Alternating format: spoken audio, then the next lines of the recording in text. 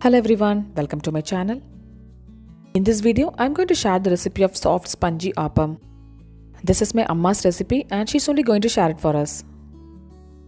She made this excellent flavorful beef curry. Appam and beef curry is the best combo. Well, appam is also known as vellayappam, palappam or hoppers.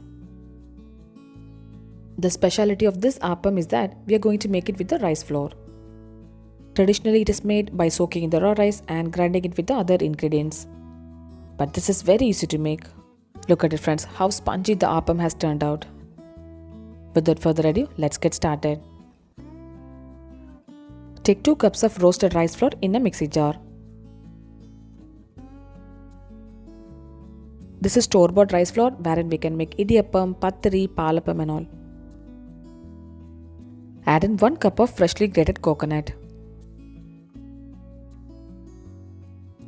In goes half a cup of cooked rice.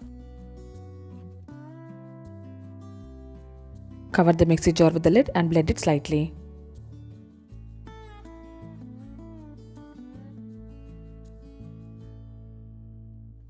Add in water and blend it into a smooth batter.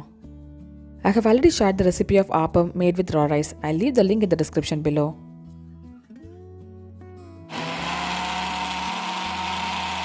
Add in the water little by little and blend it nicely. We have taken nearly 750 ml of water. Well, there's no specific measurement for water, so the quantity of water depends on the quality of rice flour we are taking as well as the other ingredients. Once the batter is grinded, add in 3/4 tablespoon of active dry yeast. Add in 2 tablespoons of sugar.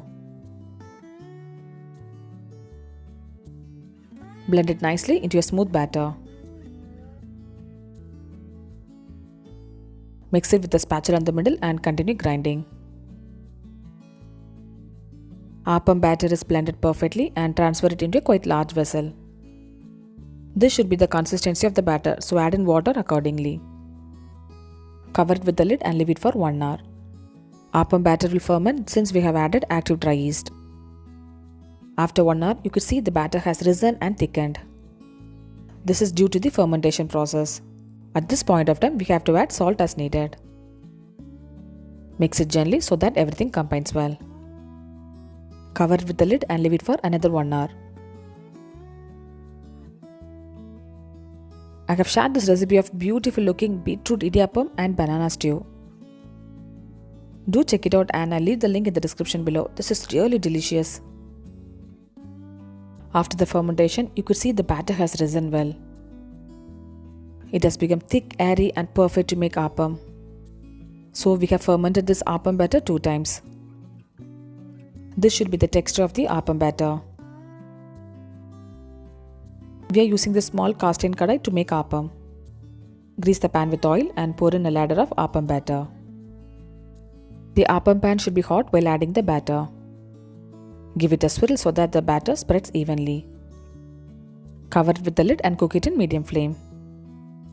We are making appam and beef curry for lunch. My Amma is making appam on these 2 kadais. Appam has cooked perfectly and we'll remove it. Appam has crispy edges and soft spongy center. Appam tastes best when cooked in cast iron or iron kadai.